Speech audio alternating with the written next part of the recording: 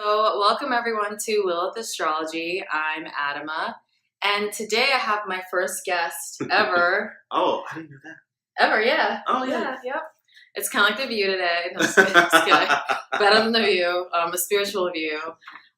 This is Jarrell. Hello. If you'd like to introduce your company and all that. My name is Jarrell. I'm a licensed therapist. I am a co-founder of Viva Wellness, which is a holistic health center located in downtown Brooklyn. And yeah, so I'm, I guess, involved in all things mental health. And I hope we're going to have some interesting conversation today. Definitely. Yeah. I really want to link psychology with astrology. Someone who's infamous, Carl Jung, definitely linked both things. So yes. I want to ask an expert. I don't want to just talk about psychology when, I'm not licensed in it. So it's great to have Jarrell on the show to talk more about it. And our first video of the series is Narcissism, which is super fun, super great people.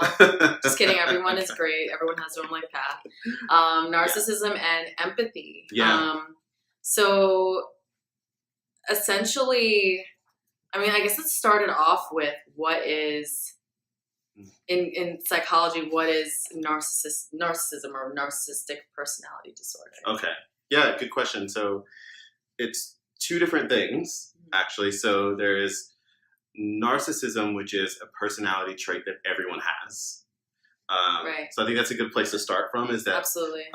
Aries in astrology. Not to say that all Aries people are narcissists, but this is the first house, the house of self. When you're a child, house of self, yeah. You're more of a narcissist when you're a child. Yes. So yes. Yeah. Totally agree with that. Yeah. So, narcissism is a personality trait that we all have to varying degrees. So, kind of exists on a continuum.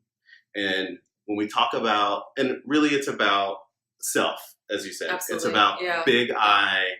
I'm concerned about me. I'm concerned about my needs, pushing forward my agenda, that sort of thing. And so narcissistic personality disorder is what people, I think, generally refer to when they talk about narcissism, which I think is a bit dangerous. Yeah. Right? Because I think for people who actually have the condition, when we say, oh, my ex was a narcissist, because that's a thing that you hear, right? Yeah. Is or they throw around the term. Yeah. There's a lot of articles, 10 things to show you you're a narcissist or whatever. Yeah. And so I think it's important to make a distinction between, sort of the regular use of the term narcissist, which really means someone who's selfish, right? It's kind of what people are communicating, I think, for the most part. And that's dangerous. It's really dangerous because it's not entirely right. And so narcissistic personality disorder is a really difficult condition that really does cause disruption in someone's life. So even though there's still, the understanding of narcissism is correct in that it's focused on self, I, my needs, desires, that sort of thing. The people who actually have this condition, if they get into treatment, which is relatively rare, as one might imagine, because they take some awareness. Oh wait, they're like, oh, maybe I've been doing something wrong. Right. Yeah, some self-awareness, which is not a trait of narcissism. Right. Exactly. Absolutely. And so, but the people who do live with this really do struggle because it's difficult. Sometimes they might know better, but still find themselves doing things that are of that condition. It's like depression, where you may have gone to or you may have sought treatment, but there's nothing you can there's nothing you can do with depression. Correct me if I'm wrong, but it's can I say it's a disease? I would say a condition. It's a condition. It's difficult. It's a hurdle. Right. There's they're not just bad people. Right. Like I exactly said earlier jokingly, but they're not. But right, and I think that I think it's important to have humor about some things. So I think that's fine, but I also think that doing this kind of thing and having this kind of conversation is important because you might, by some of the ways that we talk about things, we might be inadvertently like shaming people who Absolutely. who might actually be struggling right. with Yeah. like a condition. I agree. And so I think as a therapist, Yeah. I'm conscious of that kind of language, and obviously very sensitive to it because that's part of my work. Absolutely. I don't necessarily expect everyone to be that conscious of it, Yeah. but I think it is interesting to draw that line between like someone who's living with a condition versus someone who is, you know, who most people would describe as like a jerk and difficult. Like difficult, bad. Right. Which those are different traits than yes. narcissism. Yeah. So it's great that you've cleared that up. Yeah. It's a condition. I don't know how much I cleared it up, but I definitely think, yeah. Or kind of flipping it on its head a little bit, because you will read a lot of articles or watch videos about narcissism, but yes. I think people forget that they are people too. Yeah. I don't want to be a narcissistic advocate, but they have opposition. Right. What I would call in the birth chart, oppositions and squares, which are difficulty. So it builds better character, having that difficulty or having some hurdles in life. So these people are going through, you know, you may have had difficulty in other aspects of your life. They're going through that in their life. And I would also say that for someone to get a diagnosis of narcissistic personality disorder, there's a high standard for that. So a lot of and so that's another point to consider too, is that so there might be people who are higher on the personality trait of narcissism who may not meet the criteria for the disorder of narcissistic personality disorder. Would that maybe be, because I know this is probably another video, but sociopaths? Related. It could be related. Yes. Maybe, are they more of a severe form of narcissism? I don't know. Or it's I think completely different things. Yeah, sometimes they're used interrelatedly. So like, quick sidebar, like sociopaths is kind of like an umbrella term. Okay. Like that's not a diagnosis. Gotcha. Like narcissistic personality disorder is a diagnosis. Okay. Like when someone says sociopath or psychopath, that's language that is more of an umbrella term to describe like a cluster of traits and behaviors. Gotcha. Okay. So it's like again, super specific and nuanced totally. to like, you know. But these are all topics right in this day and age. People are realizing what they are, and I've, you know, Jarrell is solely here to clear up. Hopefully. Hopefully. And hopefully we can help anyone that's going through this or, so I guess we could go into just some characteristics or signs of it. I think in spirituality, the non-scientific or diagnosed term would be energy vampires.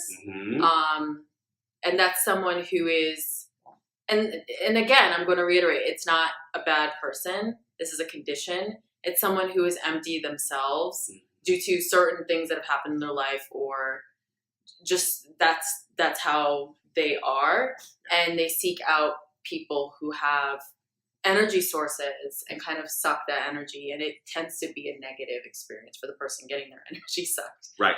The victim, I guess you should say. So that's what I would say is a spiritual or energetic side of it. But could you explain maybe just some traits? I don't know if there's any specific I think so for. Interestingly enough, like I've used the term energy vampire, not necessarily to refer to people with narcissism or with this condition, but to describe people who do sort of absorb someone's energy. I know we're going to talk a little bit about empaths and empathy.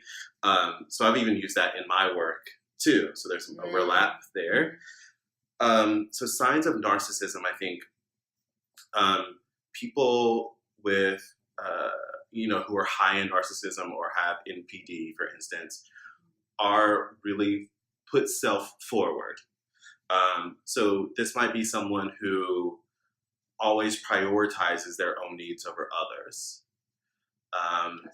And so, I'm trying to think of like concrete examples. Does anything come to mind to you of like someone you were considered was like might have this condition or might be an energy vampire? I think for instance, in maybe a toxic friendship, every time you are around this person, they kind of put their problems or their issues onto you, regardless of what you may be going through, like you may find yourself not having more of an exchange of a conversation, but it's more like, these are my problems, like putting it all on you. And then you come away from the situation just feeling like, oh God, like I just feel negative now and drained. So maybe no boundaries. Yeah, I think. Like not having, or like a parent who shows up whenever they want to your house unannounced. Yeah. That's like the fact that you think you have like the right to do or see your children as the extension of yourself. Right. There's no separation or boundary. Yeah, I think so. People who have NPD really do take center stage. Sometimes it's very obvious. Yeah. Sometimes it's less so. But so they will prioritize themselves in conversations. They will talk about their problems. Like if you go to a friend maybe who really struggles with this, and you're saying like, oh man, I had a really rough day, like X, Y, and Z happened, then they might naturally relate that to themselves and then take over the conversation. Got you. So it's saying like, oh, this happened to you, this happened to me, or like a similar thing happened to me, and then they would go on for 20 minutes about their experience with it. Yeah, and you're like, not cool. Like leaving you without there's having no like even met. exchange of information. Right. So that's one thing that happens a lot is that they take center stage. Another way that it's pretty evident is that sometimes they'll do things to ensure that they have attention, to ensure that they have the spotlight. So they might be in positions that afford them that. So there's an overrepresentation. I don't know, president could be one. Perhaps. Just kidding. But not. There are an overrepresentation of people with NPD or people who are high in narcissism in higher performing jobs. Like leaders and those sorts of things. Or even like on the stage. Not to say every person that performs or anything like that, but it does feed a certain sense of narcissism. It makes it makes like certain people are like, hello. Come here.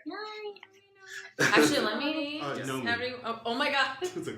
Let me just this is Nomi. I completely messed up her name.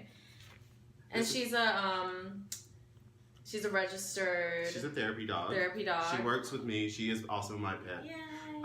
So if you hear some weird sounds... It's Nomi. It's her floating around, probably hunting for food. Superstar. Right.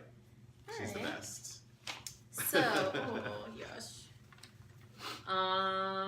Yeah, so we were talking about... Signs of it. Signs of... Yeah, so people often are... in environments or positions, jobs that guarantee them attention. Like spotlight attention. You also, and for people who aren't necessarily in those leadership positions, so this is something you might see at work, is, someone who always interjects themselves in meetings or in places where they don't need to respond to make sure that they get the attention, right? Yeah. And so, like, we all have probably interacted with someone who has that kind of personality. Again, may not be NPD, but higher on narcissism because they kind of feel like they deserve and need that moment. The attention, right? So it seems to be a common theme, attention. Yes. And that kind of ties to the whole energy source. Yes. And it's like it's like an addict, like, getting drugs. Even if they keep getting the drug, it's never gonna fulfill them, and it's very sad. It's very difficult. Yeah, and the thing about energy vampires, as you were saying, but also people with NPD, usually there is some really tough early life experiences that leave them searching that leave them searching for soothing, for attention, for and so it can manifest in some really ugly ways. So this could be someone who creates really difficult situations for like a romantic partner because that partner is busy or tired and not paying enough attention. So the partner might, a person with NPD might do something that looks really unlovable to make sure that they get that attention and that validation. So whether it's like start a fight, like gaslighting. I think I've read. Where I don't know if you want to explain some of the terms. It's like gaslighting, and there's another one that I've read. I can't remember the name of it. So gaslighting is essentially, I think it's relatively common with people who have NPD. So it's basically saying, what your experience that you're having right now is not real. So if I were to come to you and call you all sorts of names and hurt your feelings, and then you obviously would be hurt by that if you're crying, or if you're saying like, oh my God, how could you say that to me? That's really hurtful. Then if I have NPD, I might say something like, oh, well, like you're not really that upset about it. Like, this is no big deal. Why are you so upset? Or why are you so upset? Or they may even go as far as saying they never even said it, and they feel absolutely insane. Right, like, I didn't say that. Like, what I actually said was this. You're like, no, you called me X, Y, and Z. So those are some of the ways that, some behaviors. So, like, that kind of thing. And I think also people who, like, have NPD, again, put themselves first, are seeking validation. And another hallmark of it is when they don't get that, this is what we call a narcissistic injury. So sometimes if they don't get the supply, right? If they don't get the supply, it's like a drug. Or if you give some really pointed feedback about something they did wrong, that's a really big trigger, because it's poking that insecurity that narcissism helps cover. And so then you usually get really ugly blow-ups. So this is when you really get acting out, when someone has a narcissistic injury, when someone gets that feedback about themselves that they actually know is true, but then, they can't let you in on that. So they're going to overcompensate, and sometimes that could create a really explosive argument. It might lead to them doing some really nasty things, both like in the moment or even after the fact. So that's where, I mean, the whole entire situation affects other people, but it can affect your family, it can affect, your partner, or at work, it can affect your job.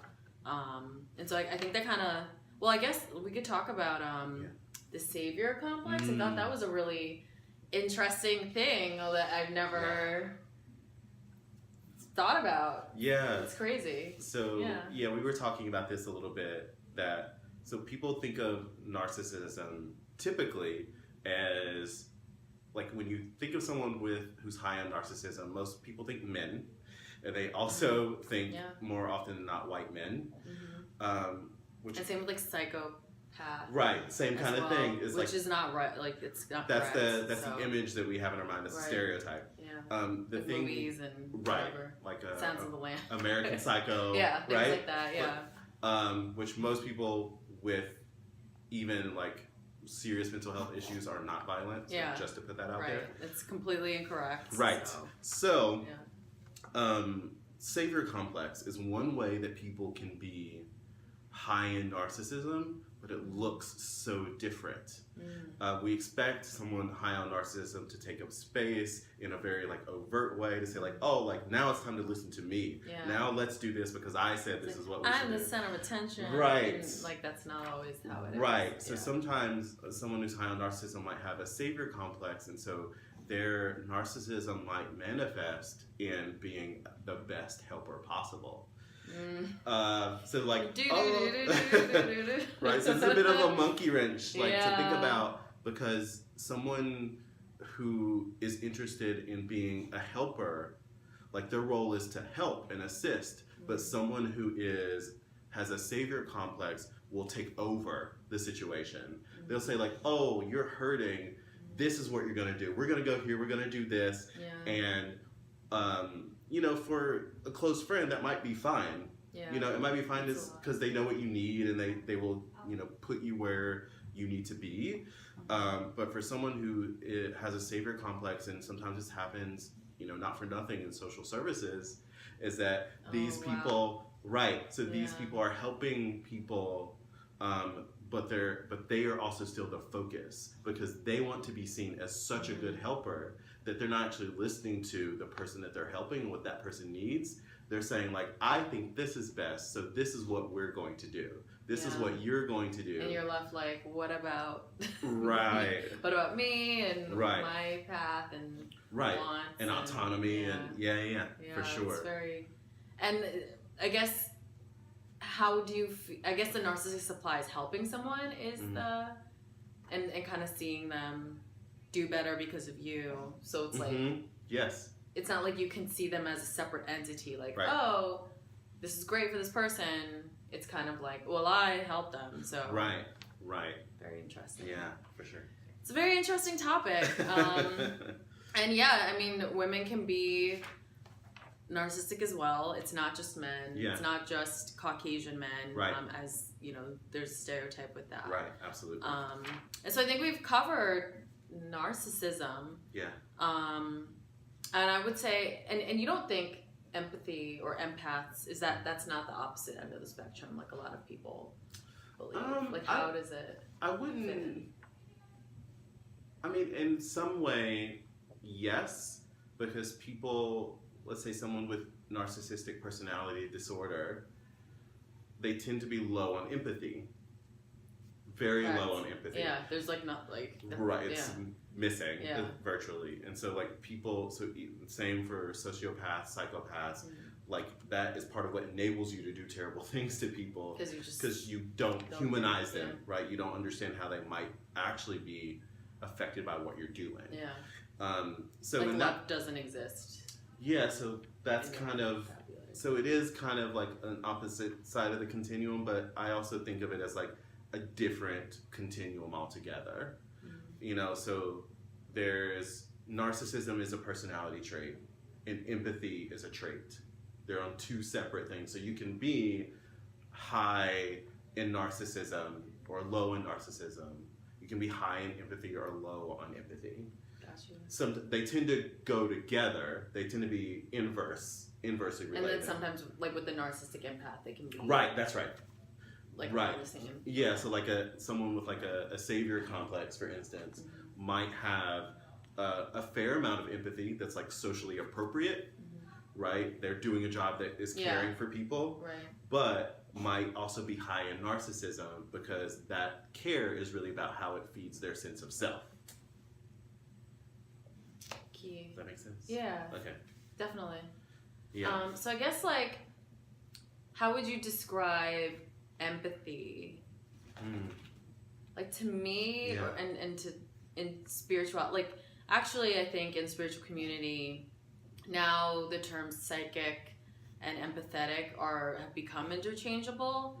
I don't know if it's like a stigma with some people calling themselves psych or healers calling themselves psychic. So it's like clairvoyant, empathic.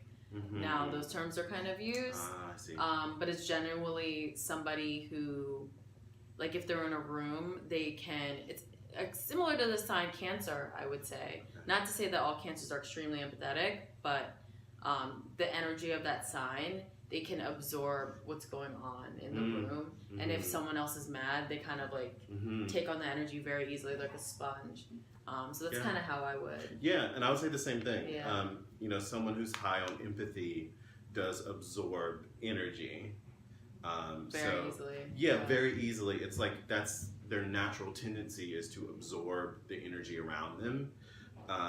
And so it's about, for them, just sort of walking into a space, feeling the space, and sort of like knowing what the mood is, right? Meeting someone new, having a very clear impression of who that person is or how they might be. Like all those things happen very automatic for someone. It's like second nature. Yeah, it's like it's precognitive. It's just a feeling before thought. You know, it's not.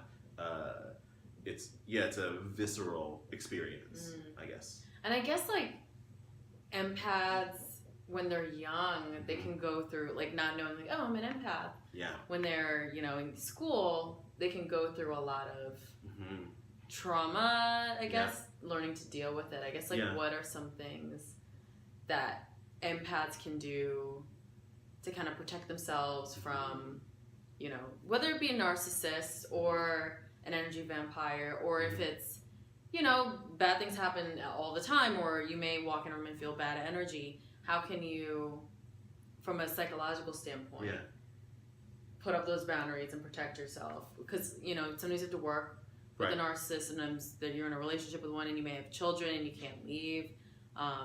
Family members, your mother could be one, your your father, your grandfather. Right. So what are some things you can do if you can't leave? Because the first tip would be to leave. Yeah.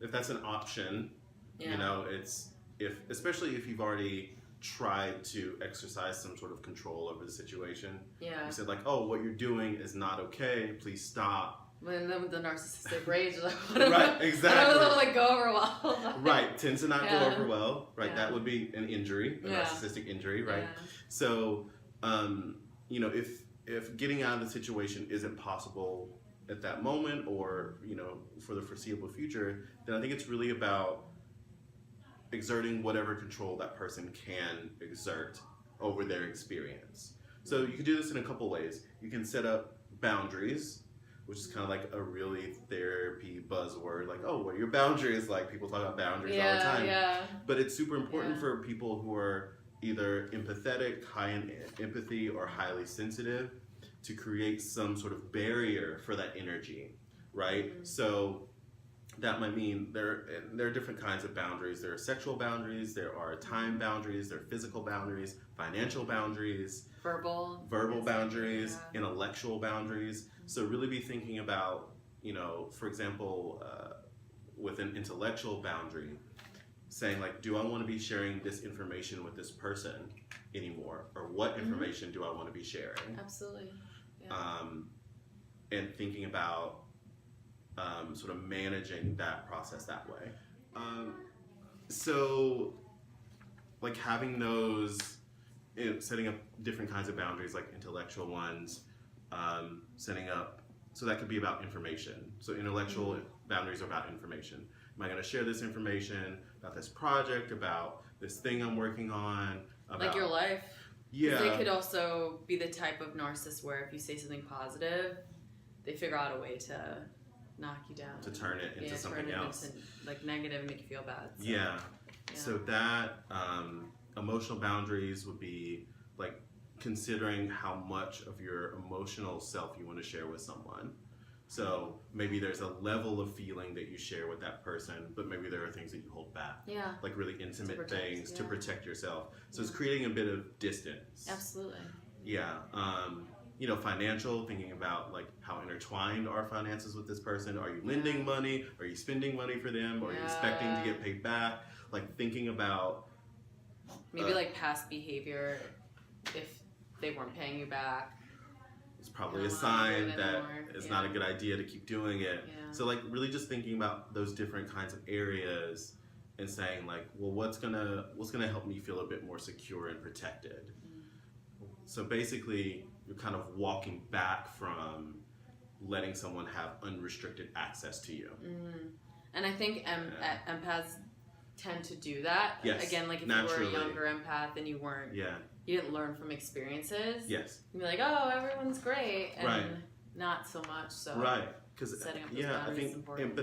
Empaths tend to be very warm people, and that's what drives a lot of times energy vampires. Yeah. Because they're like, it's kind of like oh, here's my drug. Like. So like a literal kind of expectationist or analogy. I don't know if you ever watched the show True Blood. A little bit. Okay. Yeah. So the main character was a fairy, and she didn't know this for a while, but she always used to have vampires as boyfriends because, and she didn't know this until later, because vampires really love fairy blood. And so they were really naturally drawn to her because of her smell and because of these things. And it's kind of the same with narcissists and empaths or highly sensitive people, is that there's that ability to give more, that ability to hold space for someone is very desirable for someone who's high on narcissism. Oh, yeah. So it's like they can almost smell it on you, like, oh, I can get what I need here. And this person will probably tolerate a lot of stuff because they have these really permeable boundaries, because they're warm when you meet them. They like, you shake your hand, they smile at you, they invite you into their world a little bit. Like, oh, this energy. Yeah. Oh man. Well, boundaries, that's key. Is there any, I don't know, like what else? I feel like also like mental boundaries, because like, I don't want to say thoughts are everything and, you know, think positive, but if you are able to train yourself, if you're around, say, a narcissistic boss or your mother, to not, I guess, like not believe what they're saying about you, or yeah, for sure. If they go into a narcissistic rage, just kind of separate yourself, because it's very easy as an empath to be like, oh my god, like, this is you know, this is a, you know, draining me. I don't, you know, and your boundaries are still thin on someone else's feelings. So kind of training yourself to not. Yeah. And one of the things I've told clients before is, you know, have like a mantra or a phrase that helps you check yourself when those boundaries are really permeable. Absolutely. And so like one of my favorites is like, not my circus, not my monkeys. So it's like, it's just that's a good one. Right? Very simple, easy to remember. It's super straightforward. And it like, so when, you know, a narcissistic person pops off, if you can say this to yourself, not my circus, not my monkeys, then your sensitive empath self can walk away and say like, this is not about me. Yeah. Actually, this is about this person. This is their choice. Yeah. I did not cause this. They're making this decision right now. So this is not for me to take care of. Yeah. And then that can help you walk away, put up some of those boundaries and say like, all right, I'm going to walk away. I'm going to do X, Y, and Z to take care of myself. And they're going to do whatever they're going to do. And I'm going to be over here. And that can also be physical boundaries where just literally like separate moving yourself. Away.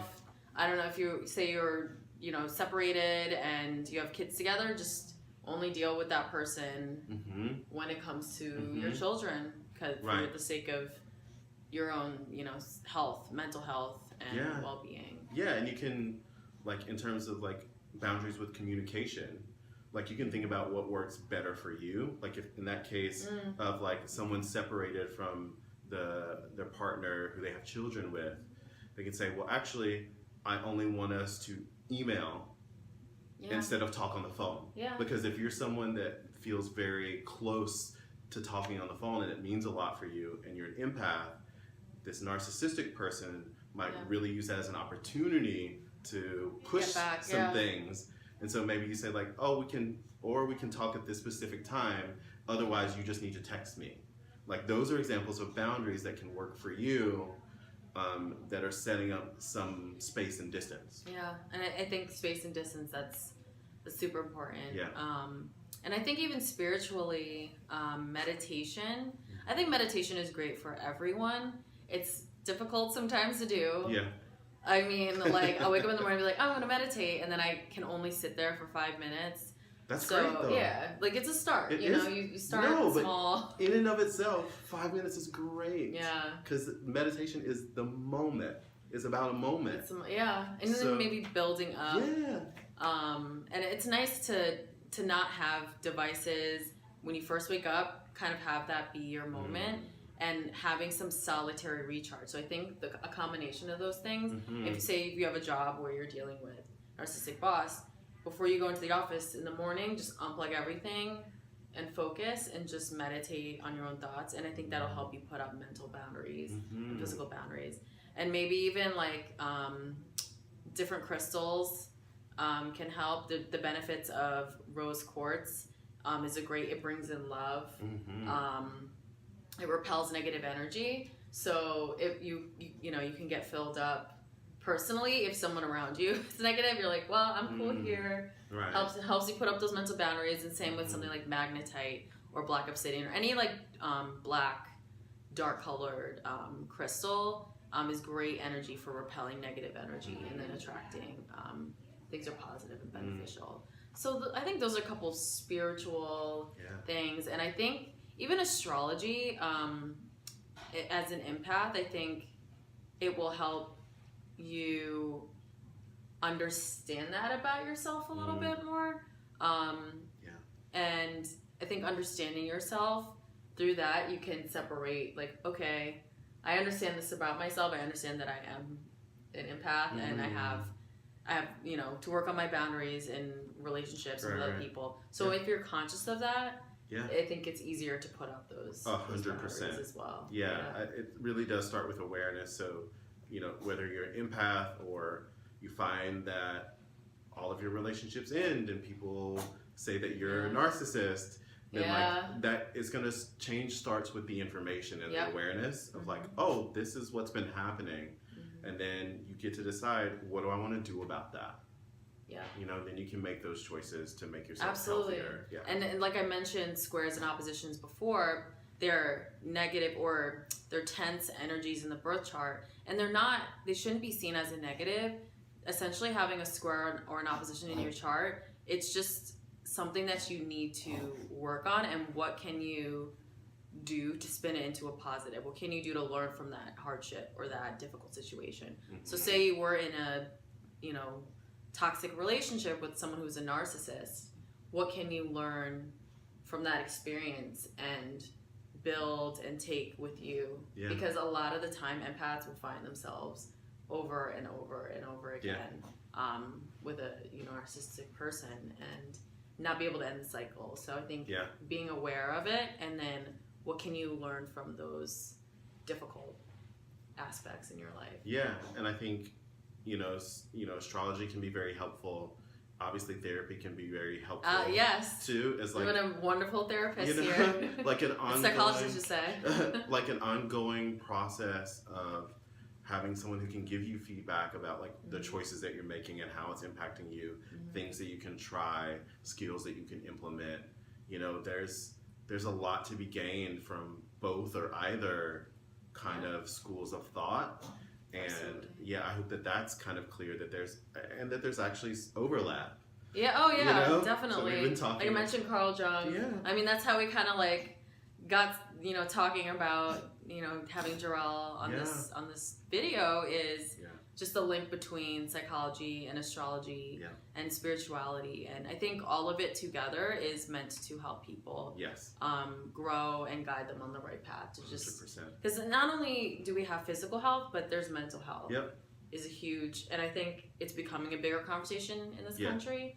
I mean, there's been, some famous deaths because of depression and suicide, and I think in workplaces people are becoming more aware. Now we have Mental Health Month. I don't remember what month that is exactly, but I think it's great. And sometimes it can be shameful to come forward and say like, oh, I don't know, have narcissistic personality disorder, or I have OCD, or I'm depressed. It can be difficult. So I think that all three disciplines aim to essentially help people understand themselves more. Absolutely. So thank you everyone for watching this. I think we'll shoot a little more. We'll shoot some more videos, right? Yeah, I think so. Then you're going to see us again soon. If you have any questions for Jarrell, please leave them in the comments below. If you want to plug your Vivo Wellness. Yeah, so I'm on all social media platforms at Jarrell Carabello. My business is at Vivo Wellness NYC. So feel free to check us out. We have wellness events going on every so often. We have a podcast now. It's a lot of things. Subscribe to that. Yeah, a lot of good things happening. Yeah, a lot of awesome stuff. And as always, follow me on Lilith Astrology on Instagram. Subscribe, and I will see you all soon. Bye.